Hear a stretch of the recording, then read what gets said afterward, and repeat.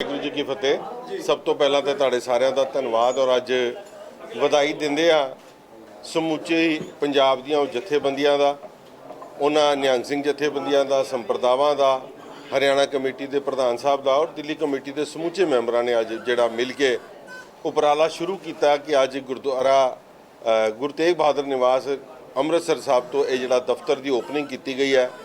ਧਰਮ ਜਾਗਰੂਕਤਾ ਲਹਿਰ ਜਿੱਥੋਂ ਅੱਜ ਸ਼ੁਰੂ ਕੀਤੀ ਗਈ ਹੈ, ਜਿਹਦੀ ਬਹੁਤ ਵੱਡੀ ਮੰਗ ਮੈਂ ਸਮਝਦਾ ਕਿ ਦਿੱਲੀ ਸਿੱਖ ਗੁਰਦੁਆਰਾ ਪ੍ਰਬੰਧਕ ਕਮੇਟੀ ਕੋਲੋਂ ਦੇਸ਼ਾਂ ਵਿਦੇਸ਼ਾਂ ਤੋਂ ਜਿਹੜੇ ਫੋਨ ਆਉਂਦੇ ਸੀ, ਪੰਜਾਬ ਦੇ ਉਹਨਾਂ ਪੰਥ ਦਰਦੀਆਂ ਦੇ ਫੋਨ ਆਉਂਦੇ ਸੀ ਕਿ ਬਈ ਪੰਜਾਬ ਦੇ ਵਿੱਚ ਜਿਸ ਤਰੀਕੇ ਦੇ ਨਾਲ ਧਰਮ ਪਰਿਵਰਤਨ ਕੀਤਾ ਜਾ ਰਿਹਾ, ਉਹਨੂੰ ਰੋਕ ਲਾਉਣ ਵਾਸਤੇ ਆਪਾਂ ਕੋਈ ਨਾ ਕੋਈ ਹੱਲਾ ਮਾਰੀਏ, ਕੋਈ ਨਾ ਕੋਈ ਉਪਰਾਲਾ ਕਰੀਏ। ਔਰ ਮੈਂ ਸਮਝਦਾ ਕਿ ਜਿਸ ਤਰੀਕੇ ਦੇ ਨਾਲ ਸਾਰਿਆਂ ਨੇ ਆਪਣਾ ਦਰਦ ਪ੍ਰਗਟ ਕੀਤਾ, ਉਸ ਤੋਂ ਇਹ ਸਾਫ਼ ਪਤਾ ਚੱਲਦਾ ਹੈ ਕਿ ਹਰ ਬੰਦਾ, ਹਰ ਸੰਪਰਦਾ ਆਪਣੇ ਲੈਵਲ ਤੇ ਜਿਹੜਾ ਕੰਮ ਕਰ ਰਹੀ ਹੈ। ਅੱਜ ਸਾਰਿਆਂ ਨੂੰ ਇਕੱਠਾ ਕਰਕੇ ਇੱਕ ਕੋਆਰਡੀਨੇਟ ਕਰਨ ਦੀ ਲੋੜ ਹੈ ਔਰ ਇਸ ਕੋਆਰਡੀਨੇਸ਼ਨ ਦੇ ਨਾਲ ਮਿਲਾ ਕੇ ਅਸੀਂ ਆਪਣੇ ਜ਼ਿੰਮੇਵਾਰੀਆਂ ਲੈ ਸਕਦੇ ਔਰ ਨਿਭਾ ਵੀ ਸਕਦੇ ਹਾਂ। ਔਰ ਅੱਜ ਸਾਰਿਆਂ ਨੇ ਜਿੱਥੇ ਅੱਜ ਹਾਮੀ ਭਰੀ ਹੈ, ਮੈਂ ਉਹਨਾਂ ਦਾ ਧੰਨਵਾਦ ਕਰਦਾ। ਗੁਰੂ ਮਹਾਰਾਜ ਦੇ ਸੁਖਮਨੀ ਸਾਹਿਬ ਦੇ ਪਾਠ ਤੋਂ ਬਾਅਦ ਕੀਰਤਨ ਸਾਹਿਬ ਹੋਏ, ਕੀਰਤਨ ਤੋਂ ਬਾਅਦ ਅਰਦਾਸੀਆ ਸਿੰਘ ਨੇ ਜਿਹੜੀ ਅਰਦਾਸ ਕੀਤੀ ਔਰ ਮੈਨੂੰ ਉਸ ਗੱਲ ਦੇ ਉੱਤੇ ਆ ਰਿਹਾ ਕਿ ਜਿਸ ਤਰੀਕੇ ਦੇ ਨਾਲ 1783 ਦੇ ਵਿੱਚ ਸਿੰਘ ਸਭਾ ਲਹਿਰ ਸ਼ੁਰੂ ਹੋਈ ਸੀ ਔਰ ਅੱਜ ਉਸੇ ਤਰੀਕੇ ਦੇ ਨਾਲ ਬਹੁਤ ਵੱਡੀ ਮੰਗ ਦੇ ਉੱਤੇ ਜਿਹੜੀ ਹੈ ਧਰਮ ਜਾਗਰੂਕਤਾ ਲਹਿਰ ਸ਼ੁਰੂ ਕੀਤੀ ਜਾ ਰਹੀ ਹੈ। ਔਰ ਸਾਰਿਆਂ ਨੇ ਜਿਹੜਾ ਸਾਨੂੰ ਸਹਿਯੋਗ ਦੇਣ ਦੀ ਗੱਲ ਕੀਤੀ, ਮੈਂ ਉਹਨਾਂ ਦਾ ਤਹਿ ਦਿਲੋਂ ਧੰਨਵਾਦ ਕਰਦਾ। ਪ੍ਰਧਾਨ ਜੀ, ਦਿੱਲੀ ਕਮੇਟੀ ਕਿੰਨਾ ਕੁ ਬਜਟ ਰੱਖ ਰਹੀ ਹੈ ਪੰਜਾਬ ਦੇ ਵਿੱਚ ਧਰਮ ਪ੍ਰਚਾਰ ਲਈ? ਦੇਖੋ, ਮੈਂ ਸਮਝਦਾ ਕਿ ਬਜਟ ਨਾਲੋਂ ਵੱਧ ਇਹਦੇ ਵਿੱਚ ਜਾਗਰੂਕਤਾ ਦੀ ਬੜੀ ਵੱਡੀ ਲੋੜ ਹੈ ਜੀ। ਔਰ ਬਜਟ ਕਿਸੇ ਧਰਮ ਦੇ ਕੰਮ ਦਾ ਕੋਈ ਬਜਟ ਨਹੀਂ ਹੁੰਦਾ। ਜਿੱਥੇ ਜੋ ਚੀਜ਼ ਲੋੜ ਪਵੇ ਉਹਨੂੰ ਮੁਹੱਈਆ ਕਰਾਉਣੀ ਇਹ ਜ਼ਿੰਮੇਵਾਰੀ ਹੁੰਦੀ ਹੈ। ਔਰ ਬਜਟ ਦੇ ਨਾਲ ਮੈਂ ਸਮਝਦਾ ਬਜਟ ਐਲੋਕੇਟ ਕਰਕੇ ਕਿਸੇ ਚੀਜ਼ ਨੂੰ ਬਣਾਉਣਾ, ਉਹ ਕਿਤੇ ਨਾ ਕਿਤੇ ਰੇਸ ਦਿਖਾਈ ਦਿੰਦੀ ਹੈ ਕਿ ਅਸੀਂ ਅੱਜ ਕਿਸੇ ਨਾ ਕਿਸੇ ਟਕਰਾਅ 'ਚ ਆ ਗਏ ਹਾਂ, ਕਿਸੇ ਨਾ ਕਿਸੇ ਰੇਸ 'ਚ ਆਏ ਹਾਂ। ਇਸ ਕਰਕੇ ਕੋਈ ਬਜਟ ਦੀ ਗੱਲ ਨਹੀਂ ਹੈ, ਸਿਰਫ ਤੇ ਸਿਰਫ ਅਵੇਅਰਨੈਸ ਲਿਆਉਣ ਦੀ ਲੋੜ ਹੈ। ਅਸੀਂ ਆਪਣੇ ਉਹਨਾਂ ਬੱਚਿਆਂ ਨੂੰ, ਆਪਣੀ ਪਨੀਰੀ ਨੂੰ, ਆਪਣੇ ਸਾਹਿਬਜ਼ਾਦਿਆਂ ਦਾ, ਆਪਣੇ ਗੁਰੂਆਂ ਦਾ, ਆਪਣੇ ਉਹਨਾਂ ਸਿੰਘਾਂ ਦੇ ਜਿਨ੍ਹਾਂ ਨੇ ਕੁਰਬਾਨੀਆਂ ਦਿੱਤੀਆਂ, ਅਗਰ ਉਹ ਇਤਿਹਾਸ ਉਹਨਾਂ ਦੇ ਘਰ ਘਰ ਤੱਕ ਪਹੁੰਚਾਈਏ, ਪਿੰਡਾਂ ਤੱਕ ਇਸ ਗੱਲ ਨੂੰ ਅਗਰ ਅਸੀਂ ਪਹੁੰਚਾ ਸਕੀਏ ਤਾਂ ਮੈਨੂੰ ਲੱਗਦਾ ਹੈ ਕਿ ਇਹ ਮੋੜਾ ਆਪਣੇ ਆਪ ਪਏਗਾ। ਜਾਗਰੂਕਤਾ ਦਾ ਤਾਂ ਇੱਥੋਂ ਹੀ ਪਤਾ ਲੱਗ ਗਿਆ ਨਾ ਜੀ ਕਿ ਸਿੰਘ ਸਭਾ ਲਹਿਰ 1883 ਚ ਹੋਈ ਸੀ, ਤੁਸੀਂ 100 ਸਾਲ ਪਿੱਛੇ ਲੈ ਗਏ। ਮੈਂ 1873 ਚ ਹੋਈ ਸੀ। 1800 ਚਲੋ ਤੁਸੀਂ ਦੁਬਾਰਾ ਇੱਕ ਵਾਰੀ ਕਲੀਅਰ ਕਰ ਲਓ। ਮੇਰਾ ਖਿਆਲ ਹੈ ਕਦੋਂ ਹੋਈ ਸੀ? ਮੈਨੂੰ ਤਾਂ ਪਤਾ ਨਹੀਂ, ਮੈਂ ਪੜਿਆ ਨਹੀਂ ਹੋਇਆ। ਜਿਹੜੀ ਵੀ ਸਿੰਘ, ਜਦ ਵੀ ਸਿੰਘ ਸਭਾ ਲਹਿਰ ਸ਼ੁਰੂ ਹੋਈ ਸੀ। ਹਾਂਜੀ,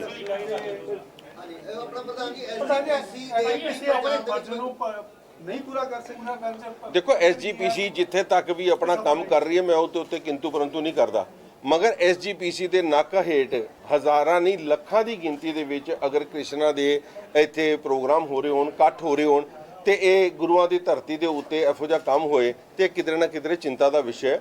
SGPC ਆਪਣਾ ਕੰਮ ਕਰੇ, ਸਾਨੂੰ ਮੁਬਾਰਕ ਹੈ। ਬਾਕੀਆਂ ਸੰਸਥਾਵਾਂ ਵੀ ਆਪਣਾ ਕੰਮ ਕਰਦੀਆਂ, ਮੁਬਾਰਕ ਨੇ। ਮਗਰ ਅਸੀਂ ਉਹਨਾਂ ਦੇ ਕੰਮ ਦੇ ਉੱਤੇ ਕਿੰਤੂ ਪਰੰਤੂ ਨਹੀਂ ਕਰ ਰਹੇ। ਮਗਰ ਬਤੌਰ ਗੁਰੂ ਕਾ ਸਿੱਖ ਇੱਕ ਸਮਰੱਥ ਜਥੇਬੰਦੀ ਦਿੱਲੀ ਸਿੱਖ ਗੁਰਦੁਆਰਾ ਪ੍ਰਬੰਧਕ ਕਮੇਟੀ ਦਿੱਲੀ ਦੇ ਸਿੱਖਾਂ ਦੀ, ਜਿਹਦੇ ਉੱਤੇ ਦੁਨੀਆ ਦੀ ਨਜ਼ਰਾਂ ਨੇ, ਉਹਨਾਂ ਦੀ ਅਸੀਂ ਆਪਣੀ ਜ਼ਿੰਮੇਵਾਰੀ ਪੂਰੀ ਕਰਨ ਵਾਸਤੇ ਇੱਥੇ ਆਏ।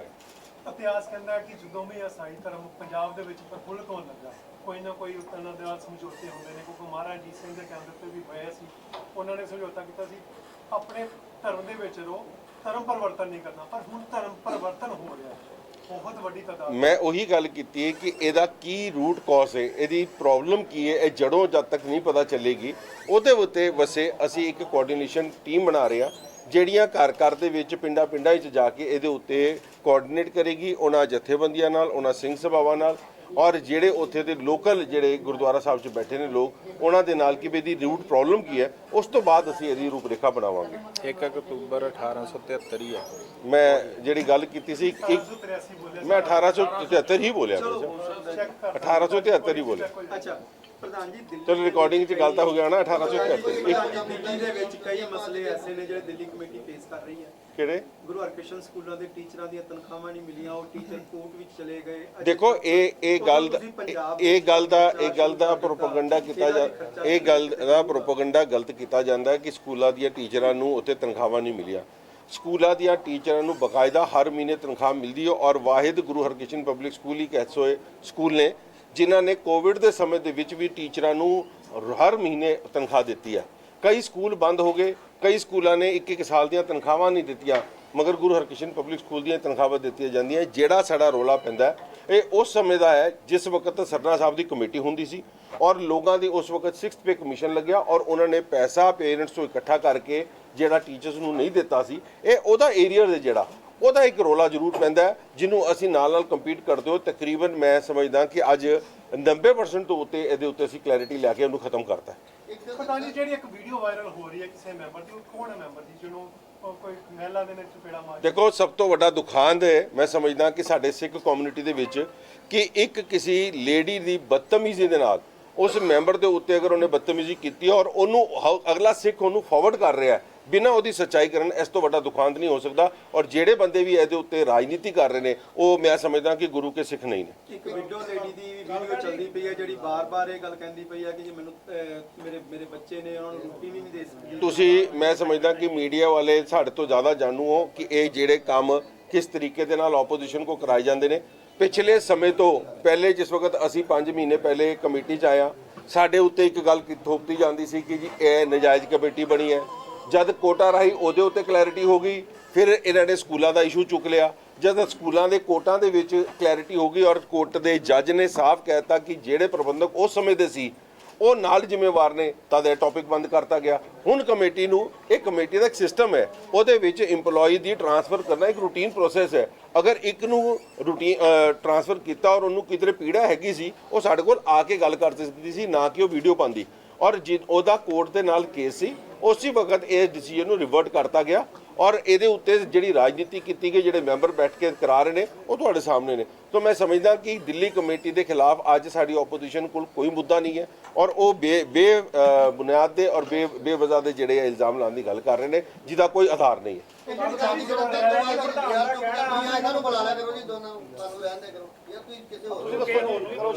ਦੱਸੋ ਭਾਈ। ਸ਼੍ਰੋਮਣੀ ਕਮੇਟੀ ਪ੍ਰਧਾਨ ਦਾ ਕਹਿਣਾ ਹੈ ਕਿ ਦਿੱਲੀ ਕਮੇਟੀ ਪੰਜਾਬ 'ਚ ਆ ਕੇ ਧਰਮ ਪ੍ਰਚਾਰ ਕਰ ਰਹੀ ਆ, ਚੰਗੀ ਗੱਲ ਆ, ਪਰ ਦਿੱਲੀ ਦੇ ਆਸ-ਪਾਸ ਵੀ ਧਰਮ ਪ੍ਰਚਾਰ ਦੀ ਬਹੁਤ ਲੋੜ ਆ।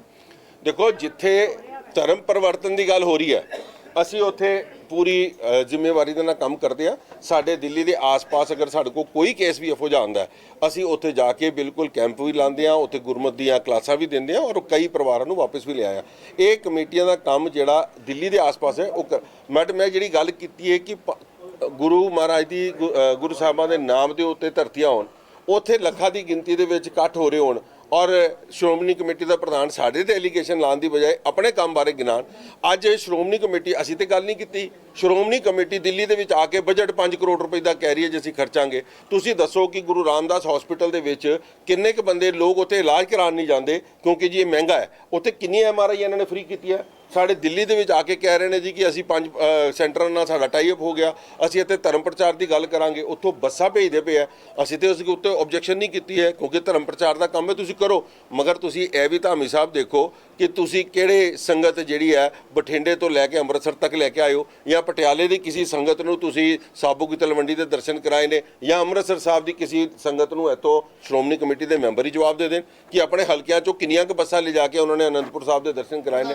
ਸੋ ਕਿਸੇ ਤੇ ਇਲਜ਼ਾਮ ਲਾਉਣ ਦੇ ਬਜਾਏ ਆਪਣੀ ਪੀੜੀ ਹੇਠੇ ਸੋਟਾ ਫੇਰਨ। ਧਾਮੀ ਸਾਹਿਬ ਆਪਣੇ ਭਾਸ਼ਣ ਦੇ ਵਿੱਚ ਵੀ ਗੱਲ ਕਹੀ ਹੈ ਕਿ ਅਕਾਲੀ ਦਲ ਨੇ SGPC ਦਾ ਸਿਆਸੀਕਰਨ ਕਰ ਦਿੱਤਾ ਹੈ, ਕੀ ਉਸੇ ਕਾਰਨ ਹੀ ਤੁਹਾਨੂੰ ਦਿੱਲੀ ਤੋਂ ਆ ਕੇ ਪੰਜਾਬ ਦੇ ਵਿੱਚ? ਦੇਖੋ, ਬੜੀ ਇਹ ਗੱਲ ਸੋਚਣ ਦੀ ਗੱਲ ਹੈ ਕਿ ਜਿਹੜੀ ਰਾਜਨੀਤਿਕ ਪਾਰਟੀ ਜਿਹਦੀ ਜ਼ਿੰਮੇਵਾਰੀ ਹੈ ਕਿ ਸ਼੍ਰੋਮਣੀ ਕਮੇਟੀ ਨੂੰ ਵੀ ਚਲਾਉਣ ਦੀ, ਉਹਦੀ ਮਜਬੂਰੀ ਬਣ ਚੁੱਕੀ ਹੈ ਕਿ ਜਿਸ ਵਕਤ ਉਹ ਇਲੈਕਸ਼ਨਾਂ ਦੇ ਵਿੱਚ ਵੋਟਾਂ ਲੈਣ ਜਾਂਦੇ ਆ, ਸ਼੍ਰੋਮਣੀ ਅਕਾਲੀ ਦਲ ਦਾ ਪ੍ਰਧਾਨ, ਸ਼੍ਰੋਮਣੀ ਕਮੇਟੀ ਦਾ ਸਾਬਕਾ ਪ੍ਰਧਾਨ ਉਹਨਾਂ ਦੀਆਂ ਸਟੇਜਾਂ ਤੇ ਜਾ ਕੇ ਕ੍ਰਿਸਚਨ ਦੇ ਜਕਾਰੇ ਲਾਉਂਦੇ ਆ, ਹਾਇਲੂਲਾ ਦਾ ਕੀ ਨਾਮ ਬੋਲਦੇ ਨੇ ਉਹ, ਜੋ ਵੀ ਹਾਇਲੂਲਾ, ਜੋ ਵੀ ਉਹ ਜਕਾਰੇ ਉਹਨਾਂ ਦੇ ਲਾਉਂਦੇ ਆ।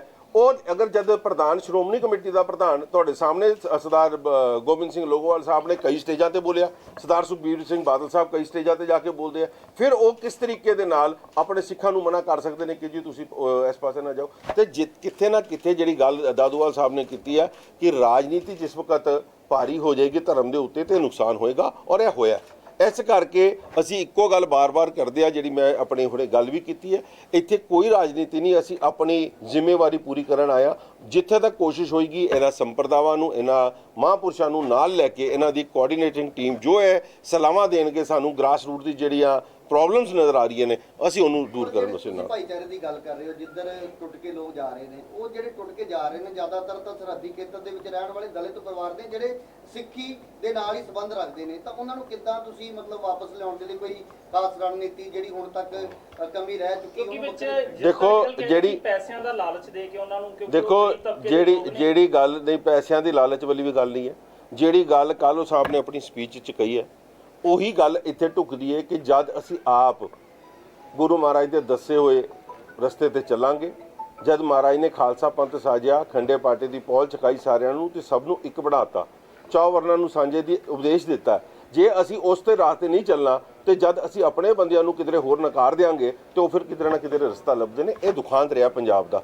ਇਹੀ ਅਵੇਅਰਨੈਸ ਲੈ ਕੇ ਆਣੀ ਹੈ ਕਿ ਪੰਥ ਕਿਸੇ ਦੇ ਅਕੇਲੇ ਦਾ ਨਹੀਂ ਹੈ, ਪੰਥ ਸਾਡਾ ਵੀ ਹੈ, ਪੰਥ ਜਿਨ੍ਹਾਂ ਦਾ ਜਿਹੜੇ ਪਿੰਡਾਂ 'ਚ ਬੈਠੇ ਨੇ, ਜਿਹੜੇ ਤਬਦੀਲ ਹੋ ਰਹੇ ਨੇ, ਉਹਨਾਂ ਦਾ ਵੀ ਹੈ, ਮਗਰ ਅਸੀਂ ਉਹਨਾਂ ਨੂੰ ਉਸ ਤੋਂ ਵਾਂਝਾ ਰੱਖਿਆ। ਇਹ ਸਮਝਾਉਣਾ ਸਾਡਾ ਉਦੇਸ਼ ਰਹੇਗਾ। ਅਕਾਲ ਤਖਤ ਸਾਹਿਬ ਦੇ ਜਥੇਦਾਰ ਨੇ ਆਪਣੇ ਭਾਸ਼ਣ ਦੇ ਵਿੱਚ ਗੱਲ ਕੀਤੀ ਕਿ ਪ੍ਰਚਾਰਕ ਏਸੀ ਕਮਰਿਆਂ ਤੋਂ ਬਾਹਰ ਨਿਕਲਣ। ਕੀ ਤੁਹਾਨੂੰ ਲੱਗਦਾ ਕਿ ਹੁਣ ਉਹ ਪ੍ਰਚਾਰਕ ਜੀ ਤੁਹਾਡੇ ਆਉਣ ਤੋਂ ਬਾਅਦ ਦੇਖੋ ਜਥੇਦਾਰ ਸਾਹਿਬ ਦਾ ਬਹੁਤ ਸਤਿਕਾਰਯੋਗ ਨੇ, ਉਹਨਾਂ ਦਾ ਫਰਜ਼ ਬਣਦਾ ਬਿਆਨ ਦੇਣ ਦਾ, ਮਗਰ ਜਥੇਦਾਰ ਸਾਹਿਬ ਦੀ ਗੱਲ ਸੁਣ ਕੌਣ ਰਿਹਾ? ਜਥੇਦਾਰ ਸਾਹਿਬ ਦੇ ਬਾਰੇ ਸ਼੍ਰੋਮਣੀ ਗੁਰਦੁਆਰਾ ਪ੍ਰਬੰਧਕ ਕਮੇਟੀ ਦਾ ਪ੍ਰਧਾਨ ਉਹਨਾਂ ਨੂੰ ਹਵਾਲਾ ਦੇ ਕੇ ਆਂਦਾ ਜੀ ਕਿ ਮੈਂ ਪੀਟੀਸੀ ਦਾ ਬਦਲਾਵ ਲੈ ਕੇ ਆਵਾਂਗਾ 15 ਦਿਨਾਂ ਦੇ ਵਿੱਚ। ਅੱਜ 4 ਮਹੀਨੇ ਹੋ ਗਏ, ਸ਼੍ਰੋਮਣੀ ਕਮੇਟੀ ਦਾ ਪ੍ਰਧਾਨ ਜਿਸ ਵਕਤ ਜਥੇਦਾਰ ਸਾਹਿਬ ਦੀ ਗੱਲ ਨਹੀਂ ਮੰਨ ਰਿਹਾ, ਤੇ ਕਿਧਰੇ ਨਾ ਕਿਧਰੇ ਜਥੇਦਾਰ ਸਾਹਿਬ ਨੂੰ ਵੀ ਸਖਤ ਕਦਮ ਲੈਣੇ ਚਾਹੀਦੇ ਨਾ। ਇਹ ਉਹਨਾਂ ਦਾ ਸਟੈਪ ਹੈ, ਉਹਨਾਂ ਦਾ ਪੈਰੋਗੇਟਿਵ ਹੈ, ਸਾਡੀ ਜ਼ਿੰਮੇਵਾਰੀ ਨਹੀਂ ਹੈ। ਬਟ ਅਸੀਂ ਜਿਸ ਤਰੀਕੇ ਦੇ ਨਾਲ ਗੁਰੂ ਕੇ ਸਿੱਖ ਹੁੰਦੇ ਔਰ ਦਿੱਲੀ ਦੀ ਜਥੇਬੰਦੀ, ਦਿੱਲੀ ਦੇ ਸਮਰੱਥ ਸਿੱਖਾਂ ਦੀ, ਜਿਨ੍ਹਾਂ ਨੇ ਸਾਨੂੰ ਇਸ ਲਾਇਕ ਬਣਾਇਆ, ਜਿਹੜੀ ਕਮੇਟੀ ਨੂੰ ਇਸ ਲਾਇਕ ਬਣਾਇਆ, ਉਹਨਾਂ ਸਾਰਿਆਂ ਦੀ ਮੰਗ ਸੀ ਕਿ ਤੁਸੀਂ ਅੱਜ ਜਾਓ ਔਰ ਇਹ ਜਿਹੜਾ ਕੰਮ ਹੈ। ਮੈਂ ਫਿਰ ਬਾਰ-ਬਾਰ ਇੱਕ ਗੱਲ ਕਰਦਾ ਕਿ ਸ਼੍ਰੋਮਣੀ ਕਮੇਟੀ ਦੇ ਨਾਲ ਕੋਈ ਟਕਰਾਵ ਨਹੀਂ। ਚੀਫ ਖਾਲਸਾ ਦੀਵਾਨ ਆਪਣਾ ਕੰਮ ਕਰ ਰਹੀ ਹੈ, ਦਮਦਮੀ ਟਕਸਾਲ ਆਪਣਾ ਕੰਮ ਕਰ ਰਹੀ ਹੈ, ਸਾਰੀਆਂ ਨਿਹੰਗ ਸਿੰਘ ਜਥੇਬੰਦੀਆਂ ਆਪਣੀਆਂ ਕੰਮ ਕਰ ਰਹੀਆਂ, ਮਗਰ ਕਿਧਰੇ ਨਾ ਕਿਧਰੇ ਇਹਨਾਂ ਦੀਆਂ ਕੋਆਰਡੀਨੇਸ਼ਨ ਵਿੱਚ ਕੰਮ ਆਇਆ। ਅਸੀਂ ਹੀਲਾ ਸ਼ੁਰੂ ਕੀਤਾ, ਸਾਨੂੰ ਸਟਾਰਟ ਤੇ ਕਰਨ ਦਿਓ, ਅਸੀਂ ਆਪਾਂ ਕੰਮ ਕਰੀਏ, ਦੇਖੀਏ ਤੇ ਅਸੀਂ ਪ੍ਰੋਬਲਮ ਕੀ ਹੈ। ਜਦ ਨਬਜ਼ ਫੜਾਂਗੇ ਤੇ ਫਿਰ ਉਹਦੇ ਇਲਾਜ ਬਾਰੇ ਵੀ ਸੋਚਾਂਗੇ। ਪੰਡਿਤ ਸਾਹਿਬ, ਇਹ ਰਿਹਾਇਸ਼ੀ ਕਮੇਟੀ ਬਣੀ ਸੀ ਕਿ 11 ਮੈਂਬਰੀ ਕਮੇਟੀ, ਕੀ ਮੰਨਦੇ ਆ ਕਿ ਸ਼੍ਰੋਮਣੀ ਅਕਾਲੀ ਦਲ ਤੇ ਸ਼੍ਰੋਮਣੀ ਕਮੇਟੀ ਨੂੰ ਦਾ ਭੋਗ ਪਾ ਦਿੱਤਾ? ਦੇਖੋ ਤੁਹਾਡੇ ਸਾਹਮਣੇ ਵੇ ਭੋਗ ਸੰਗਰੂਰ ਦੀ ਇਲੈਕਸ਼ਨ ਨੇ ਦੱਸਤਾ। ਤੁਸੀਂ ਆਪਣੀਆਂ ਬਣਾਈਆਂ ਕਮੇਟੀਆਂ ਦੇ ਉੱਤੇ ਆਪ ਹੀ ਨਕਾਰਤਾ। ਦਿੱਲੀ ਦੇ ਵਿੱਚ ਅਕਾਲੀ ਦਲ ਧਰਨਾ ਕਰਨ ਦੇਣ ਆ ਰਿਹਾ ਹੈ, ਉਹਦੇ ਵਿੱਚ ਸ਼੍ਰੋਮਣੀ ਕਮੇਟੀ ਦੇ ਪ੍ਰਧਾਨ ਦੀ ਇੱਕ ਬਿਆਨ ਆ ਜਾਣ ਕਿ ਜੀ ਕਿ ਮੈਂ ਅੱਜ ਸ਼੍ਰੋਮਣੀ ਕਮੇਟੀ ਦਾ ਪ੍ਰਧਾਨ ਵਜੋਂ ਨਹੀਂ ਆਇਆ, ਅੱਜ ਮੈਂ ਅਕਾਲੀ ਦਲ ਦੇ ਮੈਂਬਰ ਵਜੋਂ ਆਇਆ, ਇੱਥੇ ਸਿਪਾਹੀ ਕਰਕੇ ਆਇਆ। ਔਰ ਦਿੱਲੀ ਕਮੇਟੀ ਦੇ ਪ੍ਰਧਾਨ ਉੱਥੇ 11 ਮੈਂਬਰੀ ਕਮੇਟੀ ਦਾ ਮੈਂਬਰ ਹੋਏ, ਉਹਨੂੰ ਉੱਥੇ ਸੱਦਿਆ ਨਾ ਜਾਏ। ਹਰਿਆਣਾ ਕਮੇਟੀ ਦੇ ਪ੍ਰਧਾਨ ਸਾਹਿਬ ਜਿਹੜੇ ਨਾਲ ਲੱਗਦੀ ਸਰਹੱਦ ਤੇ ਨਾਲ ਬੈਠੇ ਨੇ, ਉਹਨਾਂ ਨੂੰ ਸੱਦਿਆ ਨਾ ਜਾਏ। ਤੇ ਇਹ ਕਿਧਰੇ ਨਾ ਕਿਧਰੇ ਇੱਕ ਪਾਰਟੀ ਨੂੰ ਵਾਰਨ ਵਾਸਤੇ ਜਿਹੜੀ ਅਸੀਂ ਪਹਿਲੇ ਦਿਨ ਆਬਜੈਕਸ਼ਨ ਕੀਤੀ ਸੀ ਦਾਦੂਵਾਲ ਸਾਹਿਬ ਨੇ, ਇਹ ਸਾਹਮਣੇ ਆ ਗਈ।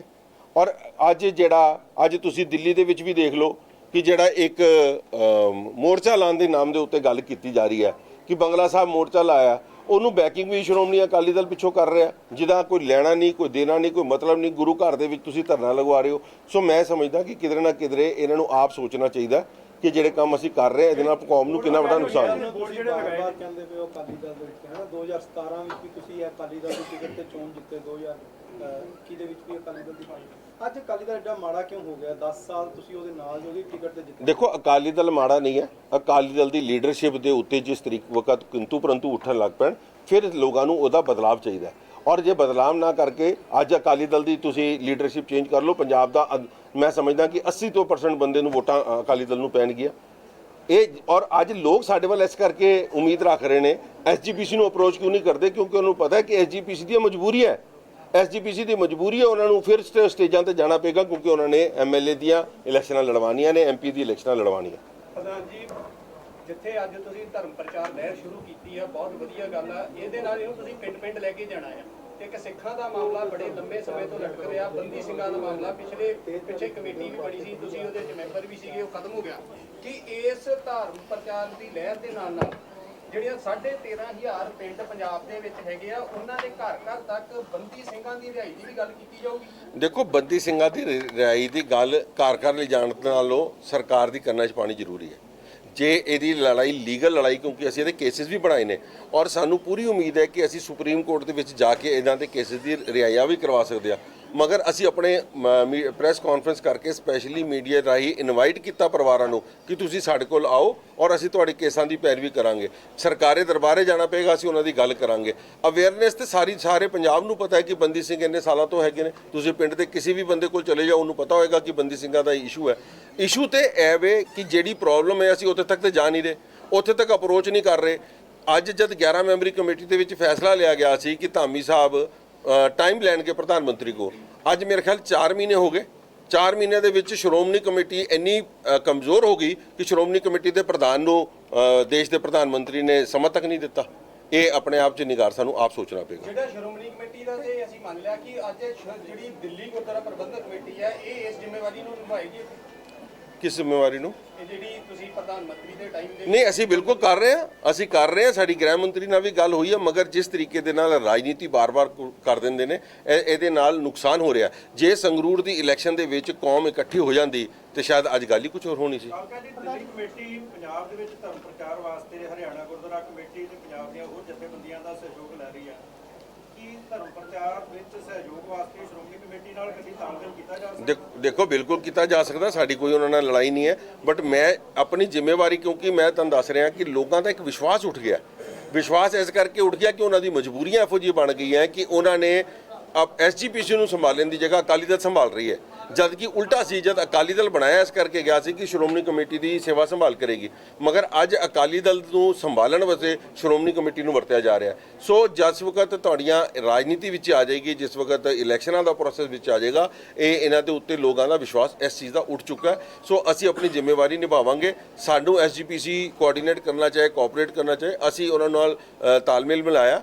ਅੱਜ ਸ਼੍ਰੋਮਣੀ ਕਮੇਟੀ ਦੇ ਮੈਂਬਰ ਵੀ ਇੱਥੇ ਆਏ ਨੇ ਜਿਹੜੇ ਸਾਡੇ ਨਾਲ ਇਤਫਾਕ ਰੱਖਦੇ ਸੀ ਔਰ ਇਹ ਪਾਰਟੀਬਾਜ਼ੀ ਤੋਂ ਉੱਪਰ ਉੱਠ ਕੇ ਉਹ ਇੱਥੇ ਆਏ ਨੇ। ਮੈਂ ਉਹਨਾਂ ਦਾ ਵੀ ਧੰਨਵਾਦ ਕਰਦਾ। ਜ਼ਾਹਰ ਵਾਸਤੇ ਲਹਿਰ ਦੇ ਵਿੱਚ ਵੀ ਸਹਿਯੋਗ ਲਿਆਈ ਗਈ ਹੈ।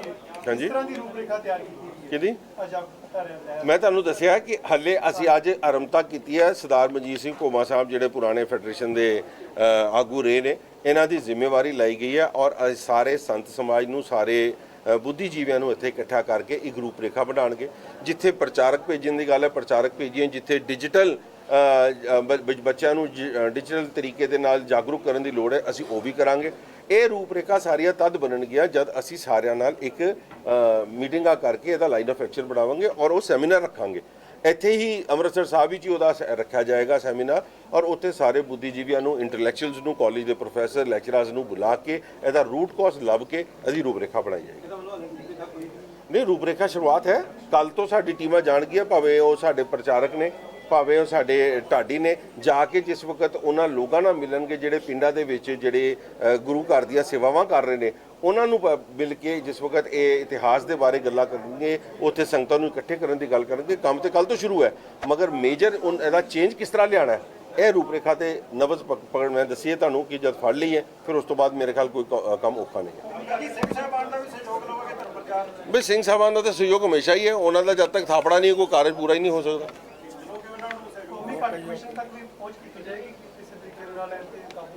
ਨਹੀਂ, ਇਹਦੇ ਵਿੱਚ ਕੌਮੀ ਘੱਟ ਕਮਿਸ਼ਨ ਦਾ ਕੋਈ ਰੋਲ ਨਹੀਂ ਹੈ, ਕੋਈ ਰੋਲ ਹੈ ਨਹੀਂ। ਦਿੱਲੀ ਸਿੱਖ ਗੁਰਦੁਆਰਾ ਪ੍ਰਬੰਧਕ ਕਮੇਟੀ ਵੱਲੋਂ ਅੱਜ ਸ੍ਰੀ ਅੰਮ੍ਰਿਤਸਰ ਸਾਹਿਬ ਦੀ ਧਰਤੀ ਤੇ ਧਰਮ ਪ੍ਰਚਾਰ ਦਾ ਇੱਕ ਦਫ਼ਤਰ ਖੋਲ੍ਹਿਆ ਗਿਆ।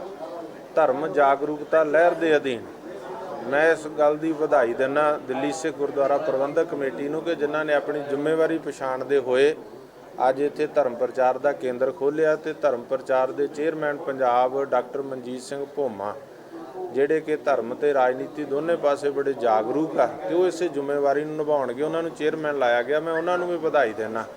ਬਹੁਤ ਸ਼ਲਾਘਾ ਜੋ ਕੰਮ ਅਸੀਂ ਜਿਨ੍ਹਾਂ ਨੂੰ ਧਰਮ ਪ੍ਰਚਾਰ ਦੀ ਜ਼ਿੰਮੇਵਾਰੀ ਪੰਜਾਬ 'ਚ ਸੌਂਪੀ ਸੀ ਉਹਦਾ ਦਿੱਲੀ ਵਜ਼ੀਰੀਆਂ ਲੈਣ ਚਲੇ ਗਏ ਤੇ ਵਧਾਈ ਦੇ ਪਾਤਰ ਆ ਜਿਹੜੇ ਦਿੱਲੀ 'ਚੋਂ ਉੱਠ ਕੇ ਪੰਜਾਬ ਦੇ ਵਿੱਚ ਪ੍ਰਚਾਰ ਕਰਨ ਵਾਸਤੇ ਆਏ ਆ। ਸਾਡੇ ਵੱਲੋਂ ਹਰਿਆਣਾ ਸਿੱਖ ਗੁਰਦੁਆਰਾ ਪ੍ਰਬੰਧਕ ਕਮੇਟੀ ਵੱਲੋਂ ਪੂਰਾ ਸਹਿਯੋਗ ਰਹੇਗਾ ਤੇ ਧਰਮ ਪ੍ਰਚਾਰ ਦੀ ਲਹਿਰ ਜਿਹੜੀ ਆ ਉਹ ਪਿੰਡ-ਪਿੰਡ ਪ੍ਰਚੰਡ ਕੀਤੀ ਜਾਊਗੀ। ਜਿਸ ਤਰੀਕੇ ਦੇ ਨਾਲ ਬਹੁਤ ਸਾਰੇ ਲੋਕ ਆ ਜਿਹੜੇ ਧਰਮ ਪਰਿਵਰਤਨ ਕਰ ਰਹੇ ਆ ਉਹਨਾਂ ਨੂੰ ਵਾਪਸ ਲਿਆਉਣ ਵਾਸਤੇ ਜਿਹੜੇ ਜਥੇ ਆ, ਚਾਹੇ ਉਹ ਕਥਾਵਾਚਕ ਆ, ਚਾਹੇ ਰਾਗੀ ਸਿੰਘ ਆ, ਚਾਹੇ ਢਾਡੀ ਸਿੰਘ ਆ, ਚਾਹੇ ਚੇਅਰਮੈਨ ਖੁਦ ਜਾ ਕੇ ਕਾਉਂਸਲਿੰਗ ਵੀ ਕਰਨਗੇ, ਗੁਰੂ ਘਰਾਂ 'ਚ ਪ੍ਰਚਾਰ ਵੀ ਕਰਨਗੇ ਤੇ ਉਹਨਾਂ ਨੂੰ ਵਾਪਸ ਮੋੜ ਕੇ ਧਰਮ ਦੇ ਵਾਲੇ ਪਾਸੇ ਜਿਹੜਾ ਹੈਗਾ ਉਹ ਯਤਨ ਕਰਨਗੇ ਕਿ ਉਹਨਾਂ ਦਾ ਧਰਮ ਪਰਿਵਰਤਨ ਜਿਹੜਾ ਉਹ ਰੋਕਿਆ ਜਾਵੇ। ਇੱਕ ਅਮੀਰ ਖਾਨ ਦੀ ਜਿਹੜੀ ਫਿਲਮ ਆ ਰਹੀ ਹੈ ਉਹਦੇ ਵਿੱਚ ਕਦੀ ਸਿੱਖ ਦਿਖਾਇਆ ਗਿਆ, ਕਦੀ ਮੁਸਲਮਾਨ, ਕਦੀ ਇਹਦੇ ਬਾਰੇ ਦੇਖੋ, ਮੈਨੂੰ ਇਸ ਬਾਰੇ ਜਾਣਕਾਰੀ ਨਹੀਂ ਹੈ, ਨਾ ਹੀ ਮੈਂ ਇਸ ਬਾਰੇ ਦੇਖਿਆ ਨਾ ਸੁਣਿਆ, ਤੁਹਾਡੇ ਤੋਂ ਸੁਣਿਆ। ਹਮੇਸ਼ਾ ਜਦੋਂ ਵੀ ਕੋਈ ਵੀ ਸਿੱਖ ਕਰੈਕਟਰ ਕਿਰਦਾਰ ਕਿਸੇ ਫਿਲਮ ਵਿੱਚ ਕੀਤਾ ਜਾਂਦਾ ਤਾਂ ਬਕਾਇਦਾ ਉਹਨਾਂ ਨੂੰ ਫਿਲਮ ਜਿਹੜੀ ਆ ਉਹ ਸੈਂਸਰ ਕਰਾਉਣੀ ਚਾਹੀਦੀ ਹੈ ਸਿੱਖ ਅਕਾਲ ਤਖਤ ਸਾਹਿਬ ਦੇ ਕੋਲੋਂ, ਤਾਂ ਫਿਰ ਉਹ ਜਿਹੜੀ ਆ ਲੋਕਾਂ 'ਚ ਡਿਸਪਲੇ ਕਰਨੀ ਚਾਹੀਦੀ ਹੈ। ਜਿਹੜੀਆਂ ਕੋਈ ਕਮੀਆਂ ਪੇਸ਼ੀਆਂ ਉਹ ਅਕਾਲ ਤਖਤ ਸਾਹਿਬ ਵੱਲੋਂ ਬਣਾਈ ਜਿਹੜੀ ਕਮੇਟੀ ਜਾਂ ਦਿੱਲੀ ਕਮੇਟੀ ਵੱਲੋਂ ਵੀ ਬਣਾਈ ਗਈ ਆ ਉਹਦੇ 'ਚ ਸੈਂਸਰ ਹੋ ਕੇ ਫੇਰ ਹੀ ਜਾਣੀ ਚਾਹੀਦੀ।